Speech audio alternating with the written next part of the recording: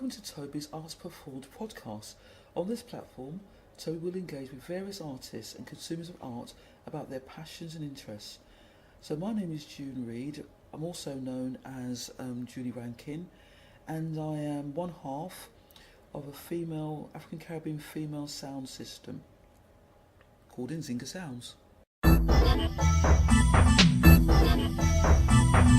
Hello everyone, and welcome to the 23rd episode.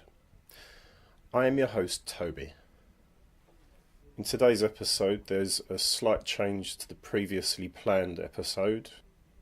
That episode with Dave Pickering will be published next week. This week's interview will be with June Reid. June Reid is a fellow master's student who is also a sound system operator with DJ Ade in Nzinga Sounds, where she plays dub reggae and other music around the Lewisham area.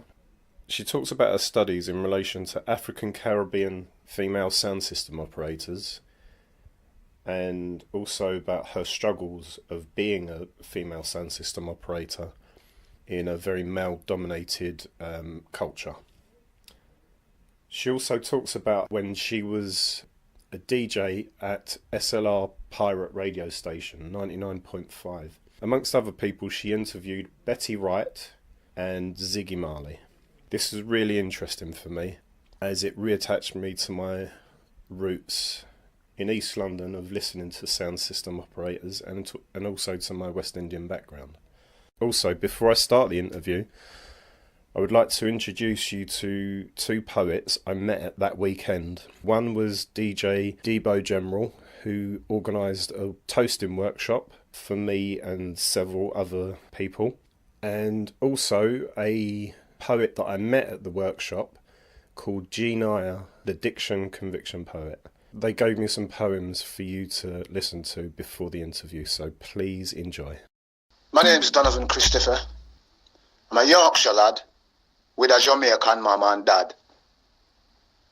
We don't have a Yorkshire accent. We have a Yardshire accent.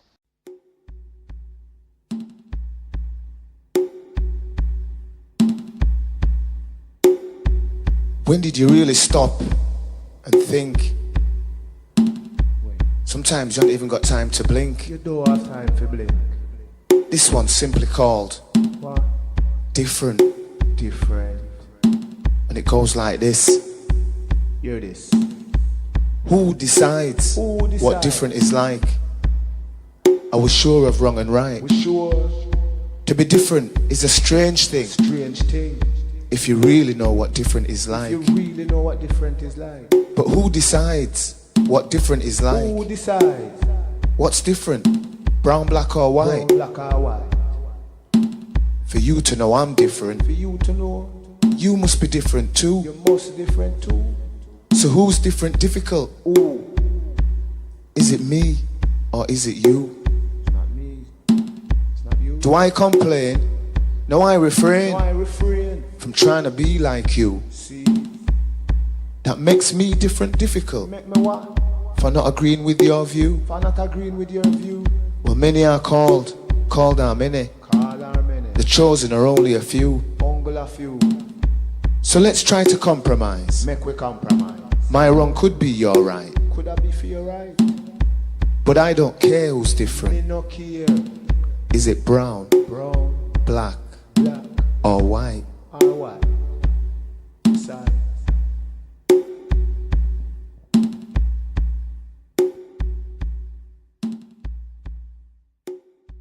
Greetings people, my name is June.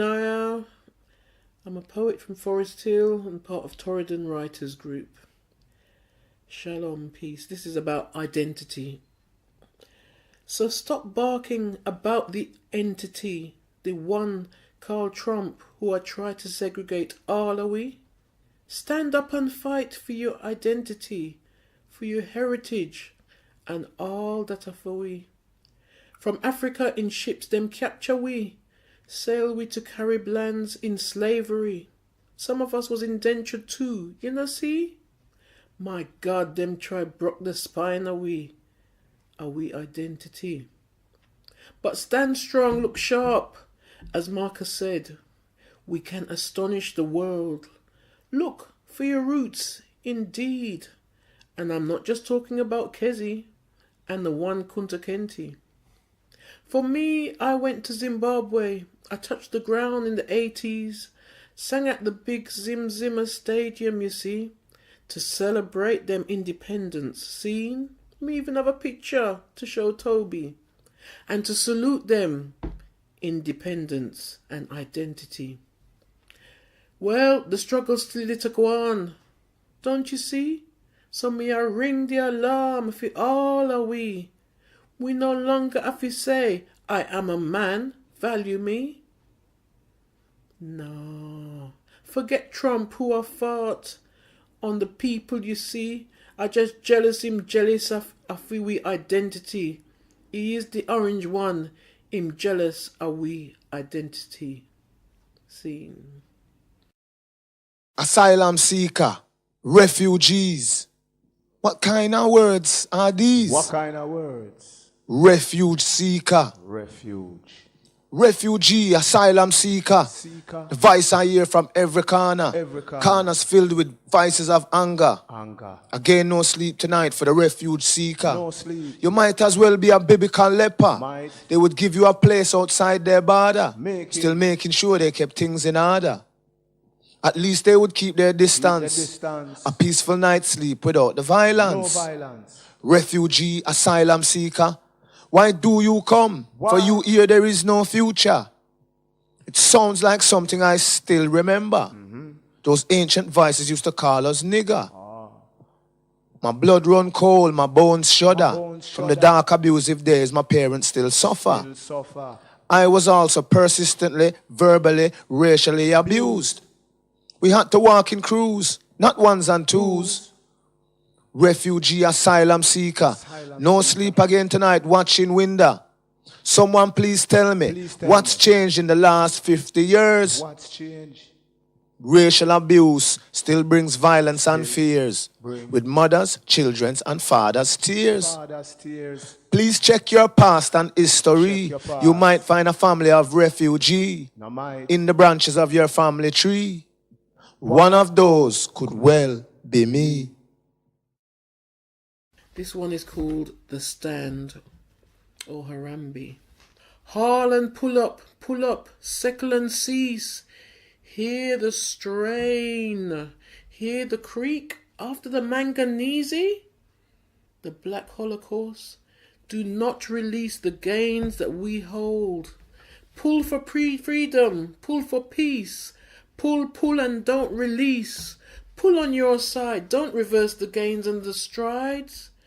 Pull through strains, sinews and back.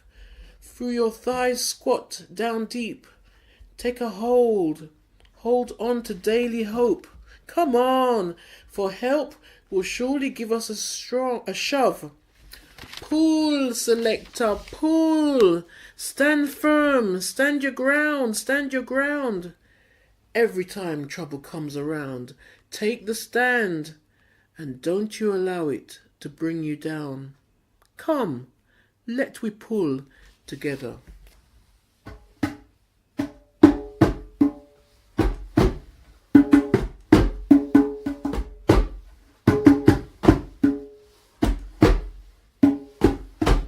Our noses are wide, wide, wide, wide, wide, wide. Our lips are thick, thick, thick. Our hair is black, black, black, black. I am beautiful. You are beautiful. We are all beautiful.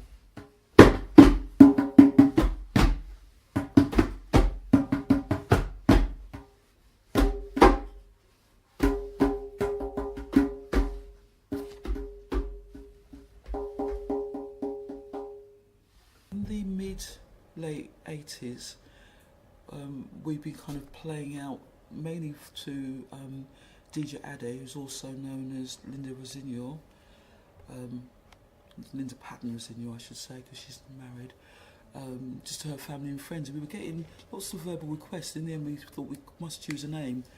And after sort of playing around with a couple of sort of historical people of importance to African Caribbean people, we came up with Nzinga. Nzinga was Queen Nzinga of Angola, and I think she's 16th century. Basically, she was a warrior queen who fought lots of battles and was triumphant. So we just thought was a positive role model in terms of being African and in terms of being a strong black woman, and someone who, given that she was a warrior, was rare as a female warrior. Yeah. So it was all the things that we thought sent out sort of really positive, striking messages about what we were doing at the time, and even now as two women who have our own sound system. Yeah. So you started doing the sound system in the 80s? Yeah, mid-late 80s. So when you started doing it, what was the scene like? Because to give you a bit of background, my experience of the sound system, I was never in the scene, but I was brought up in the 80s.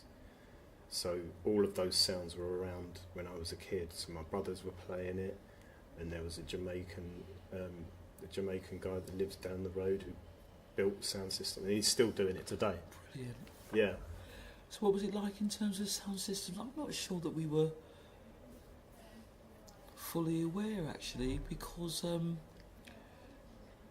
I think we were more familiar with DJs in the sense of we both had families that were quite traditional, so we weren't allowed out as younger people. So a lot of people my generation, if you talk to them, either them or their brothers or people they knew, sneaked out. Oh, okay. Then they were school children, they would sneak out and they would go to these clubs. A lot of the clubs where there were sound systems playing or venues, it was during the week. So they would sneak out and climb back into the window. And I literally mean climb back into the window. And you hear stories where you talk to your peers of how some of them got caught. You know, mum and dad was waiting for them with the belts when they came back. But I was never allowed out. I wasn't allowed out till I was about, I think I was 19 in my case, and probably the similar age to my friend, or maybe she was a bit younger. But so we kind of saw ourselves initially as DJs, and I think it's just over the recent times we sort of have come to understand that actually what we do, because we have our own equipment, is we're actually not the next step up, but along, that we're a sound system because we have our own equipment rather than being a DJ who takes their whether it's vinyl, CD or laptop along and plays on someone else's set. And at the time, I mostly was into soul music and a bit of pop. And I think reggae came along later. So now we're talking about the early 90s. So very much into R&B and soul, because that's what was in my kind of sphere was killing it. Yeah. And then I kind of moved on to reggae later. Yeah. It's interesting to see with my own background, because my dad's from Guyana, South America, Indian Guyanese, and sometimes I feel alienated from West Indian culture. And then when people like you say like your parents are waiting with the belt and to wait to give you licks, yeah, it's the similarities. yeah. And I thought that's interesting actually, because you know my parents is Jamaican, but as you can hear from my accent, I was born in South London. Yeah. And it's interesting when you meet other communities, because if you don't talk with people, you assume that your experience is largely the experience of others, particularly if they're African Caribbean. And then, but as you get older, as you talk to people, you realise actually different parts of the Caribbean, there are similarities as you just outlined, but there are differences. And it's fascinating, absolutely fascinating, because obviously the Indian part of the Guyanese culture is very specific. Yeah. And as we've been talking and getting to know each other, I know quite well to Guyanese people of Indian descent. Yeah. So there's lots of similarities, but also you can see the Indian-Asian influence in terms of the food and in terms of other aspects of the culture. So it's fascinating, Yeah. actually. That's why Well, it's good to talk to people. The other Indian people from the Caribbean that I know, I think mostly from Trinidad, Right. they're all Hindus, Oh, whereas my right. family is Muslim.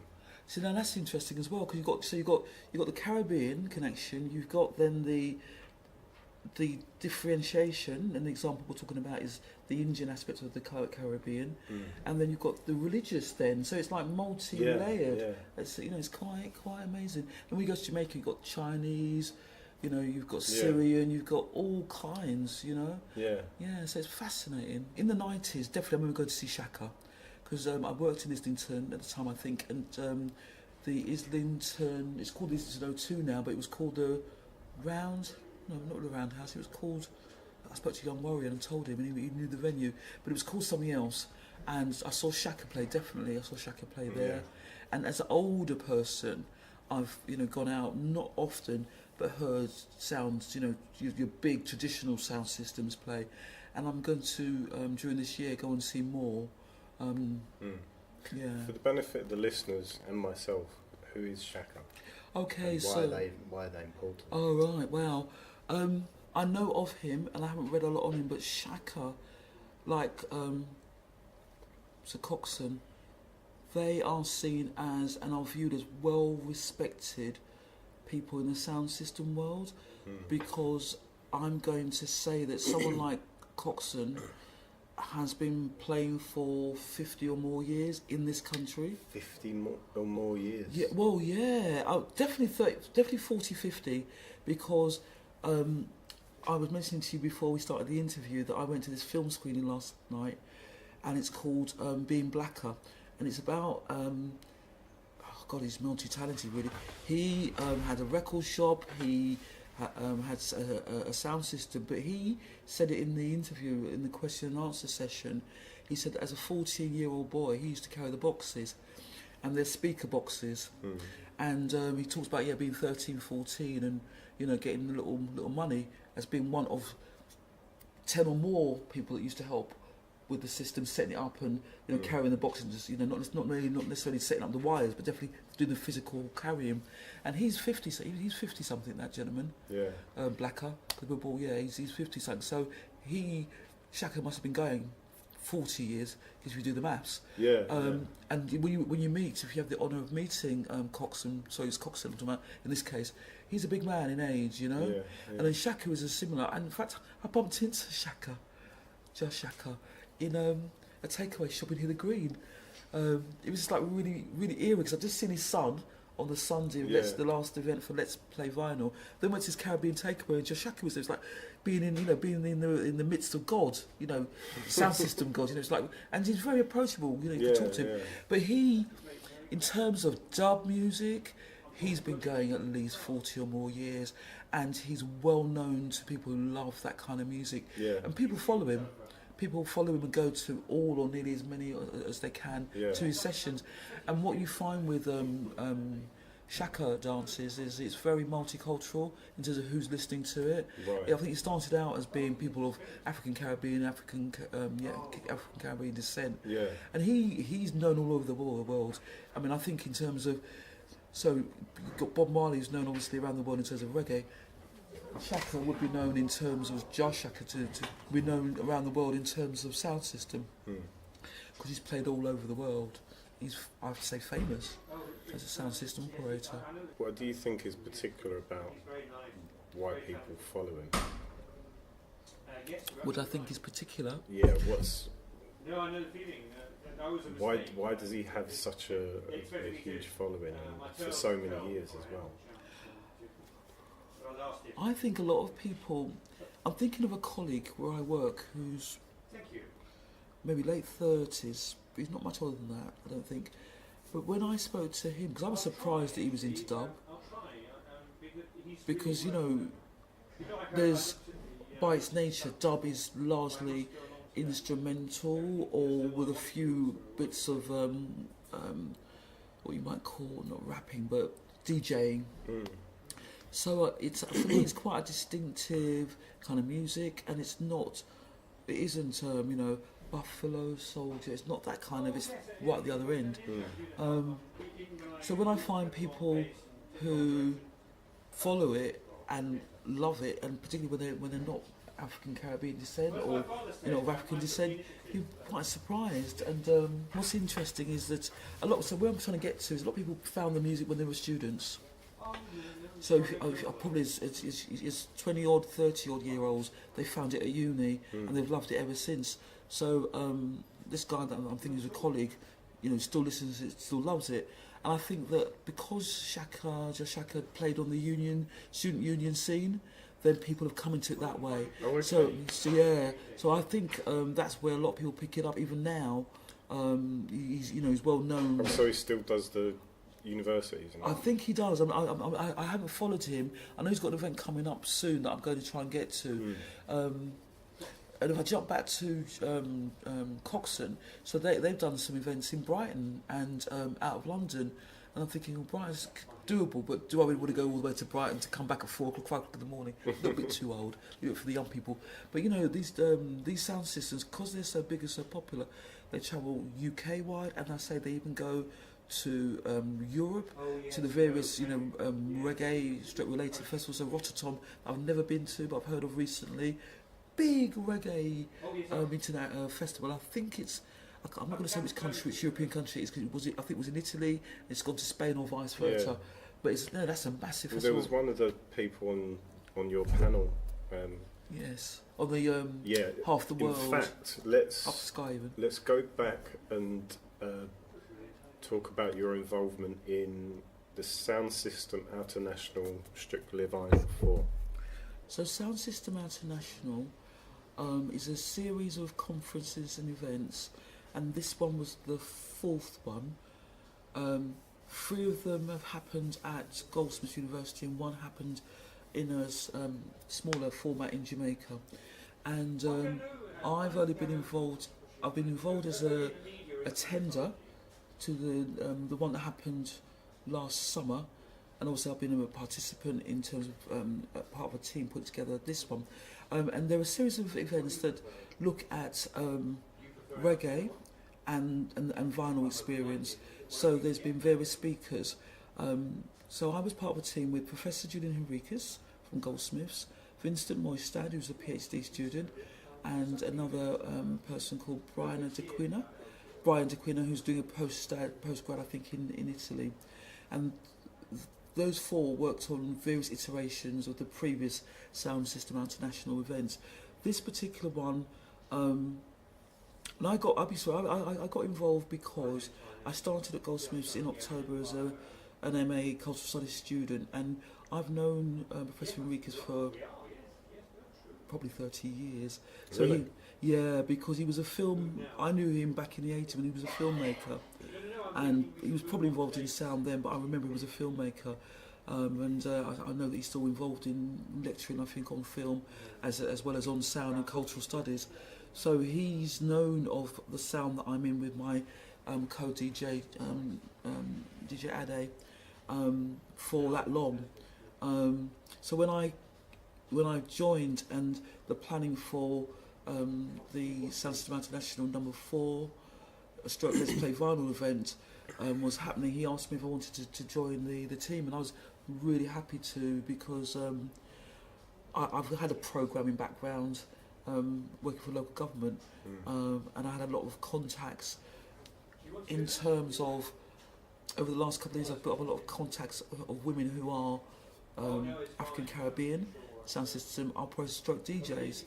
So putting together a panel comprising a range of women who go back to the 80s, a couple of them predate my friend and I, but also up to a sound that's like a year or 2 old, which is what I tried to do with the panel. The panel was called Her Story, and what I wanted to do was to demonstrate that to the mainstream who don't know that there are black women who are DJs, black women who are sound system operators. Here is a panel of about 7 group of participants. I talk about group because there were 3 women who are sisters, and they are part of Legs 11. Plus, there were individual DJs. Yeah. And I wanted to show the people that go from vinyl, that then moved on to vinyl stroke CDs, vinyl stroke CDs stroke laptops, but also people who are just laptops. And I wanted to show the range of ages, the range of decades, the range of technology that are used as a kind of rich encapsulation of the fact people don't know that we're there, we're quite invisible. And as I've been sort of retelling recently, I entered into this exchange on Facebook with a guy where he was posting a question about numbers of speaker boxes that people recommend as a kind of standard, and he said to all the sound men out there, and I just messaged back and said, and sound women, and he came back to me and said, I don't know any sound women, so I named 3 because it's something I was looking at that while I should be doing something else. So I just named Our Sound in Nzinga Sounds. I named Legs 11, and I named Come As You Are, which is Tharly Lotus's sound. Yeah. Just an example. And then he then came back and said to me, because he was being an idiot, so do they have equipment? And I came back and said, well, there wouldn't be sound system operators if they didn't. And I thought, come on. I mean, I was involved in the overall event, but I helped to put together, I led on putting together the Her Story panel, which was of African Caribbean female DJ stroke sound system operators, but also worked with a lady who's based in Italy called Nadine. I did a short interview with her as well. Right, brilliant. Yeah. And she attended an event that was called Reggae Futures. Trying to remember whether it was Liverpool, Norwich or London, but in one of those spaces, because it did 3 events, and she had lots of contacts with other DJs across Europe. So she reached out to some other DJs that were from the Czech Republic. She was from Italy. I think there was another sister from Italy, and there was a sister from Spain. So there's about 5 or 6 people on that panel. So we had 2 separate panels because to do that would almost be a half a conference in itself to have everybody share. Yeah. But I think I've got really good feedback on the Her Story panel in particular because people's stories were so brilliant. Rich. Yeah. Oh, thank you for that. Yeah, because people had less than 10 minutes to speak, but I asked them to sort of talk about their sound, how long they've been doing it, their practices, in terms of equipment and so on, their audiences, and the challenges as well as the achievements. Yeah. And I think the people did really well. It's interesting because everything I know about sound systems is male dominated. So this is in 2000 and was it before? No, it was after Christmas. Yeah, so in 2018. Yeah. It's the first year I knew that women did sound system, and it's been all through my life. Do you know what I mean? Although I know it's not directly related to sound system, but the 2-tone ska movement in the 80s. Pauline Black. There was a lot of black women that were doing it. So true.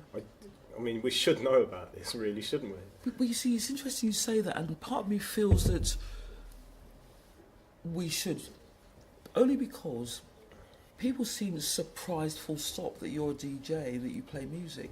And I think, I sort of question, well, why are you surprised? Because in terms of women, Annie Nightingale from the 70s, at least from the 70s, she's a woman, she's not black. But then there are, since that time, I don't listen to radio. There's a Radio Extra, isn't there, where it's dedicated to R&B and black urban music. Yeah, one of the radio stations is, and certainly 1 or 2 DJs on there, because I see it on the adverts for BBC One or whatever. Some of them are young and black women, and I hear that the rave scene, Ibiza and all those, lots of women. So I get surprised when people are surprised because young people are surprised. There's no age group that's surprised across the ages. People are, oh, you're a DJ. What's particularly interesting for me is that the more I learn about sound system and the community of sound system and what it means to people, and not just the Afro-Caribbean community, but for the wider community, is that it is very kind of community-based. It's very integral to the communities that it it serves, really. Yes, I agree. And especially the women like yourself that get involved in sound system operating and the DJing. You're all so busy doing so many things, not just the sound system. No, that's true. Like for example, you haven't met her yet, but I told you about Zinga, the poet. She's not a sound system operator, but she's in and amongst the sound system culture, and she's a poet, and she does all these different workshops. She looks after people's kids, and people like you are so involved in your wider community and in the rest of the community. It's just amazing, really. So being a sound system operator is just the tip of the iceberg, really. Well, yeah, because at one time I worked full time. Along with my friend, the other DJ Ade, we did a 3-hour community radio program, and we just didn't go in and play music because lots of the shows on that station and community radio. So we're talking about early 90s. Did that. So what we wanted to do was a magazine show. So we played music, but we played music from around the continent, old reggae, new reggae, jazz even, Latin, spoken word. So Paul Keys Douglas, who I think is Guyanese or Trini, Miss Lou, Jamaican, because we wanted to expose and introduce to people that you wouldn't hear on community radio or certainly not mainstream. But then we also did interviews. So we managed to interview Ziggy Marley, Augustus Pablo, Mighty Diamonds, Betty Wright, and we broadcast those interviews. And that, again, we were doing that in the 90s. We took information that we came across or people sent us on community things happening for children, happening, for adults, whatever, as a way of getting the information out there. So we saw ourselves as a service, in the sense of introducing people to music and or people that they would never have heard of, or information that they didn't know of, and bringing people like those big artists, because they were big, to local people, and so we did that. And then also we played out, so we might have played out on the Saturday night, Sunday morning, and then driven across London, because we lived in South, the station was in North, driven across, prepared the records, done the interviews, and all for a show. So it was a lot, but we were younger, I was younger, and you made it happen. So when you did these interviews, or when you approached these people, these kind of quite famous people, to get involved in kind of local radio, how were they receptive of it?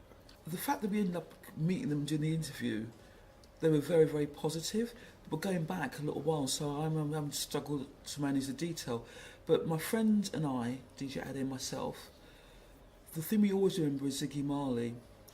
He was such a person full of himself. We had to sit and wait for it's like 2 hours for him to deign to talk to us. He might have grown up now, but at the time that wasn't a nice experience. But we'd gone all the way to some hotel, so we were determined to get that interview, having waited. Yeah. But everybody else was cooperative and just did the thing. Just we researched them, we asked them questions, and to this day, the thing that we both remember as well is that Betty Wright said it was the best interview she'd ever had. Remind me who. She's Betty Wright. She's a American soul singer. I want to thank you for the many things you've done. She came up with the track in the 80s and 90s. Can't remember the title. That's the one I remember the most. But she, at the time, she was large, and still is for people of my generation, slightly younger. But the thing, what we did, and what people have to remember, is because we were doing this in the 90s, there was no internet. We had to go and find articles or previous things that these people had done. So, but was this? This is pre-internet. This wasn't a pirate radio. Yeah, it was. It was. Yeah. Oh, cool! You got to tell me about that. So, or is this? No, I can talk about it. You're right to talk about it. Yeah. It was called SLR, and it was the frequency was 99.5. I'm not sure it's still going because I need to tune in and find it, because there is an SLR. And I'm not sure it's the same one, and but it's not South London radio because it was based in North London, and I forget what the SLR stood for. What was it? Was Radio, but it wasn't South London. It was North London. And how we got involved was that there was one of the people involved had a business in North London, and I used to use that business through my work, and he got to know of us, and we are talking about late 80s, because I remember he had an event and we played at that event, and it's about 89 because I've still got a little flyer, so we're talking about late 80s, and he heard us play, and the woman who was the only woman on the station at the time was pregnant. She was going to go on maternity leave, so they asked us to replace her while she was on maternity leave. So that's how we got involved, and our first few shows were terrible. Absolutely terrible. We hadn't done any radio broadcast training, which we did subsequently. We, when we're playing out, even now, we don't like to chat over the music, because when I go out, I want to hear the music. And yes, occasionally we will say, so you're in tune to DJ Ade and June Reid in Nzinga Sounds, and might say happy birthday to the person who's a birthday party and say a few words. But when I'm listening to the radio, which I do a lot, obviously, and when I play out, when I go out, I don't really want to hear whoever it is chatting nonsense. I just want to hear the music. A little bit of chat in between. Someone like Wasiwan on Venture, he has got it to perfection. He talks, but he chooses when he talks, and it's not dominating. Our chat in between the songs was terrible, absolutely terrible. Also, as the more you do it, the better you get.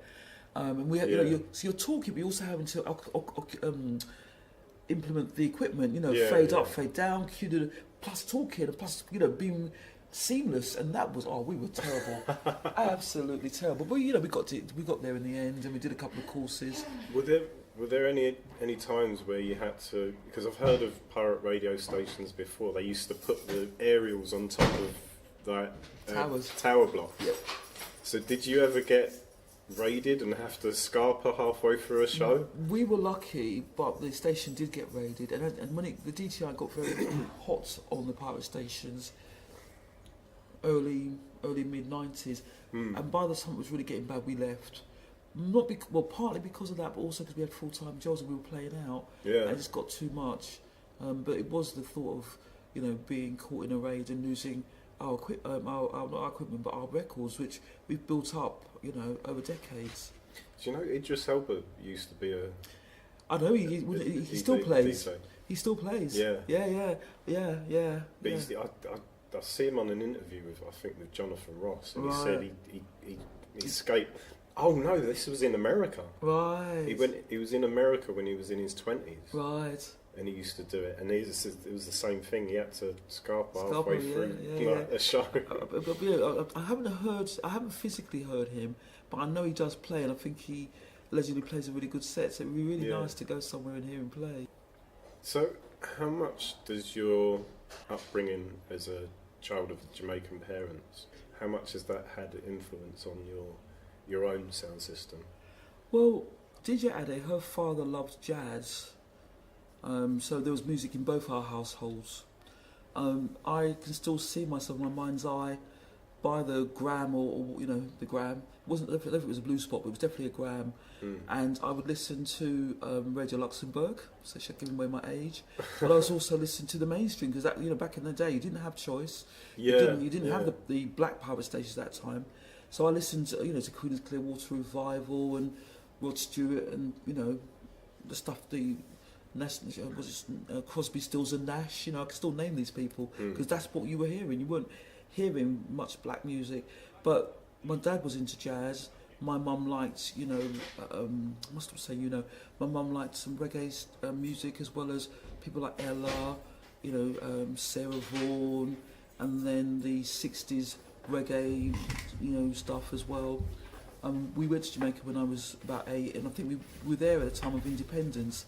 So Eric Donaldson, Cherry Cherry Oh Baby, an independent song. So I did get music from my family, and I've still got some of those 7 inches, Cherry Oh Baby and other stuff that because my mum's 93 this year. So how old is that song? Oh, that goes back to the 60s. Does it? Yeah. 60s or 70s. That's like... It's still... Doesn't it sound fresh? Everyone knows it. Everyone knows it. Everyone knows it. Cherry O Baby, obviously Jimmy Cliff from The Harder They Come. Yeah, so music. Have you seen that film? Which one? The Harder They Come. Oh gosh, yes. Everybody saw that film. I've never seen it. I only heard about it recently. You've got to see this film. I still can tell you where I was and where I saw that film. Myself and my mum went to the cinema that's no longer there in Peckham. The place was full of black people. The place was full of black people. And Okay. we were talking to the screen because that's what we do. Yeah, you have to see that film, and I'll come and see it with you. Yeah. Because I haven't seen it for years. But yeah. Where's it? Do you know where it's playing? No, we'd have to Google it. Yeah. And I might screen it because I'm going to do some programming hopefully in Newham. Definitely, yeah. Yeah, remind me because I've got we'll do it together, yeah, we can do that together definitely. Yeah.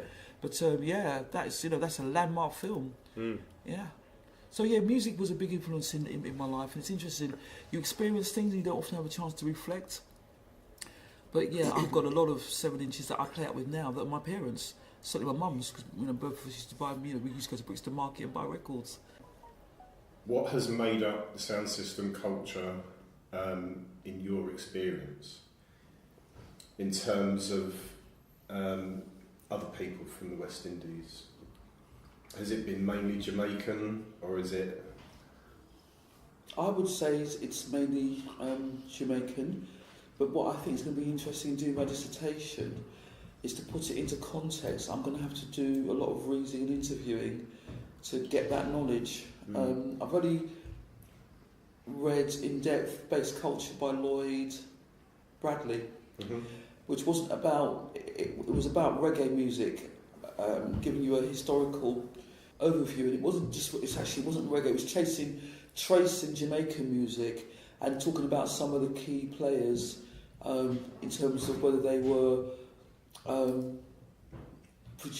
record producers. Most the three that were renowned had their own sound systems, and so he talks about from Mento to Ska right through to and beyond Bob Marley.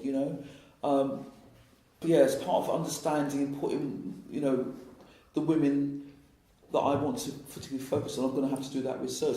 But yeah, my limited knowledge of sound system culture at the moment is of a Jamaican presence. And then what's also interesting, what people talk about, and I've gone to some conferences, is a lot of the people who are big now or who write about sound systems started out, as I was saying about Blacker, they were, and I'm going to call them box boys because that's what they were. It'd be interesting to find out if there's have been or are there any box women who came up into the industry that way.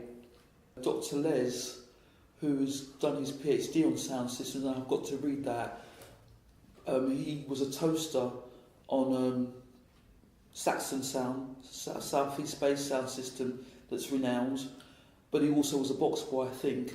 So a lot of the people that are in the industry have, come up from young people, and also what's come through from a film that I saw.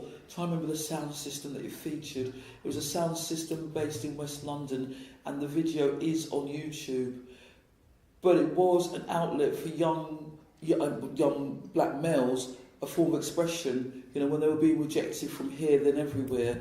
It was subtle, or even in the school system, when the school system was rejecting them and saying they were rubbish, they had this little outlet where they bought music, developed the actual infrastructure of their sound system and played out, and they were regarded positively. And then Monday to Friday they'd go back to school and face all the institutional racism that was there in the 70s in particular, but it's been there from as long as we've been here.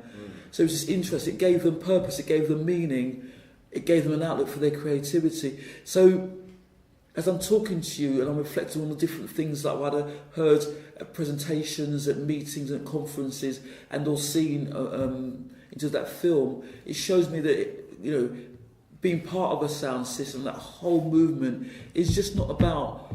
There's so much to it. Actually, I need to write some of this down. There's so much. Well, I'll hear the podcast. There's so much to it.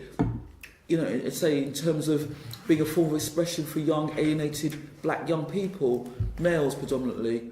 So it's been very important and remains important in people's lives. Because when young black people had limited places to go to, they might go to a youth club or a youth centre and play for their peers in spaces that were safe spaces and spaces that allowed them to do that. You know, where else could they go? It wasn't the youth centre, which, you know, has been decimated now. Young people don't have those spaces as much or at all with the onslaught of all the cuts and stuff. So, yeah, there's so much to sound system, which includes but goes beyond people's love of music. There's the technical side of it, the creative side of it, the outlet that it provided for people in a society where they weren't welcome, where they were alienated. Because a lot of the young people were either born here, or in the case of Black Dread and others like him, they came here as young people.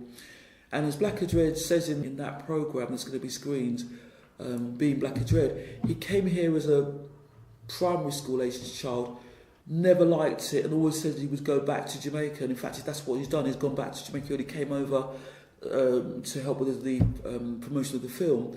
And he was only here while his mother was alive. So she passed away something like 5 years ago. And he's gone back, you know, and he's having his youngest child schooled in Jamaica because of because of the racism and the negativity that male child faced in school.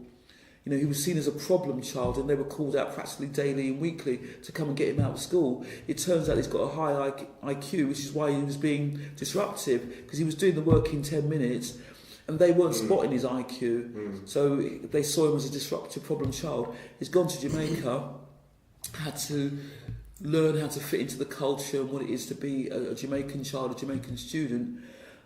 And he's passing with 90% 100% in his studies.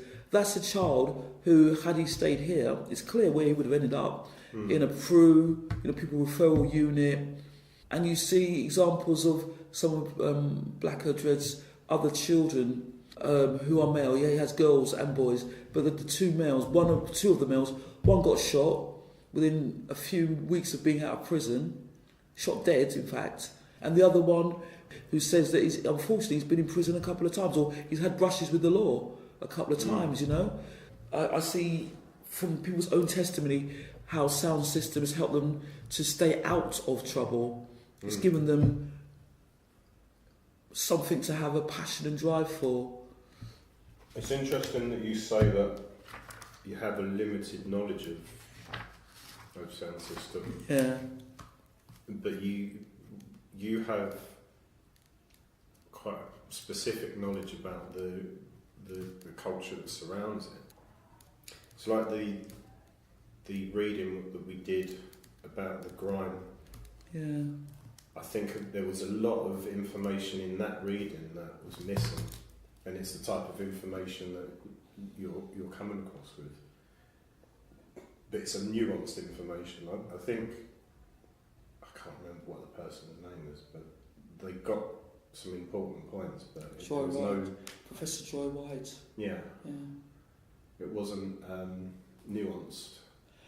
And that surprises me, because I've heard Joy speak on at least 2 occasions, so I can't remember if I couldn't find it or didn't read it, 1 or 2, and I will read it. I will have to catch up on my reading during reading week.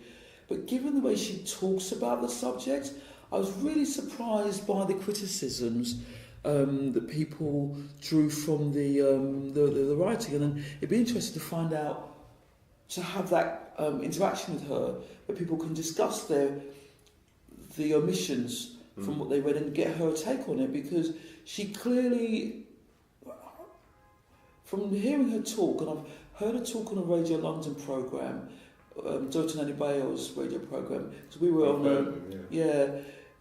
Radio London. We were with her in the studio, we being Sister Culture, and myself and my fellow DJ Ade, and Michael Riley from Bass Culture, Lloyd Bradley, Paul Goodwin, and Dr. Michael McMillan. And she was one of the contributors, and she's clearly knowledgeable and has clearly researched and interviewed people, so I was a bit surprised. So it'd be interesting to see why those omissions are there. Very interesting. But as I'm talking to you, so I'm finding this podcast quite useful, because it is showing that I know a bit, and from where I started the beginning of last year, thinking I've got to write about African Caribbean sound system operators who are female. It's making me understand that there's a lot to sound systems, which, you know, that whole industry, that culture, which I'll need to capture to actually situate then the particular subjects that I'm talking about, because they will make reference to those things. Because you'll remember when Sister Culture spoke, she talked about growing up in Guyana and how that then impacted her knowledge and her culture, which then came out in her sound system. So yeah, it's interesting how our cultures and our bringing up, the way we are brought up, and our cultural references definitely play with what we do and how we do it. How much do you know about the direction of your dissertation? I think it's evolving. So I started out, before I knew anything about sort of the academic approaches, with a kind of idea.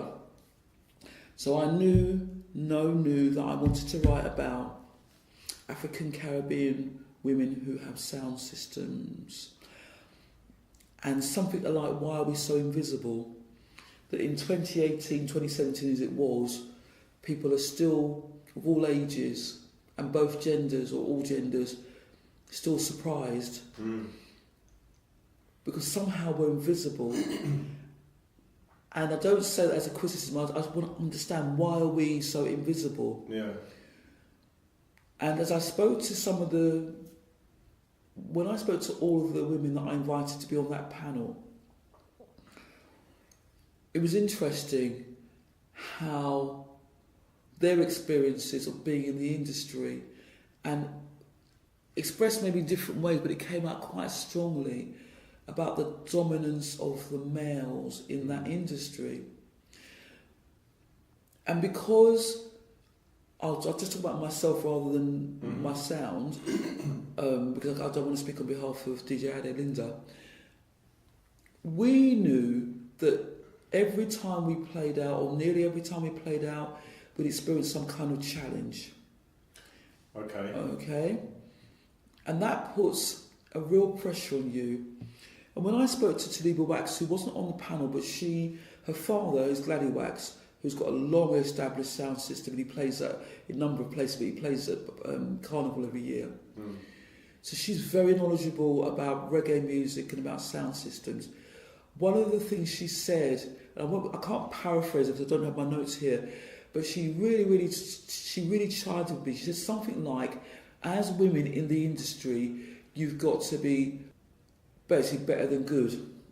You've got to be like 200%. And I thought, that's how we feel. And initially, when we first started playing, and even up until I would say recent time, you know that you're going potentially into an environment, a space, where people are waiting for you to make a mistake, because that will prove then you're not supposed to be in that space that's called sound system world. We don't expect to see you there, and in any case, you're not good enough to be there. So you have to be better than good. You have to be excellent, and then you've got to be excellent, and you can't. And any little mistake, like maybe not cueing the record correctly, maybe not fading correctly, any little thing is kind of, you can feel. Sometimes people say, "Oh, there you go," what those women doing? They don't know what they're talking about. They don't know what they're doing, and people feel able on occasion to take liberties. So we've been in a party where someone felt okay to come up and to start going through our record boxes without even acknowledging that we were there. I was spitting feathers, and my friend had to deal with it. DJ Ade had to deal with it. I just thought, you're out of order. No way would you have done that if that had been a male sound. Yeah. No way. We've had people approach us already deciding that they're going to speak on the microphone. It's not can we? Is it okay if I? No, they're going to do it. And we've never advertised. It's always, every booking we've had has always been word of mouth. So we're doing something right if in over 32 years we have been playing. And we've played on as support to Burning Spear back in the early 90s when Wilf Walker, a promoter at that time of various music, but particularly reggae, booked us to play at what it was Town and Country Club in Kentish Town. Right. You know, we've worked with another promoter who promotes African music, a guy called Musa, and we've backed Yusundor. These are people who were big back then and are big now. You know, so we can't be that rubbish. You know. You just get what, and the thing is, it's not. And I say people, so I'm careful when I say people because it's not always men. You know, we noted, and it's going back to that party where the guy thought he could come and rifle through our box, and I can't remember if it's the same guy, but a guy came up. He saw that there was two women clearly behind the decks, clearly with headphones or whatever. You know, the vinyl in our hands. My friend, who is my son's godfather, was sitting alongside. Not touching anything, just quietly sitting there. He goes to him. Yeah. And my friend sort of said, "Oh, you know, no good to speak to me, mate. You know, go and talk to them." So even when you see us in action, your brain still can't compute. You've got to go to the guy who clearly is not interacting with the equipment, with the records. And then also we've seen women come into the room with their partners, and you can see on their face it's not what they're expecting. And their faces push up, and they're there not dancing. It's like, you know, come on then, play a tune that I really want to dance to. And then again, we did a 60th birthday party a couple of months ago now, and the guy was clear from his WhatsApp interview, don't come if you're not going to dance. But even during the evening, and you're never going to please everybody, whatever sound you are, people were going to him and saying they wanted to hear this, they wanted to hear that. Well, come and ask us. Why are you telling the host of the party? What can he do? So he can come and relay that on your behalf. But again, it's that thing about having to be 200% better or good. I'm not saying they wouldn't still say if it was a man's son, we want to hear this, we want to... Because I've been in the space where I'm thinking, oh, I just want to hear this particular track and that would go down nicely. Yeah. But it was interesting, they felt they needed to go to him rather than come and talk to us. What was that about? We might have the track, actually. Is that particular... amongst like the West Indian audience, or is that, have you found that kind of amongst other people as well?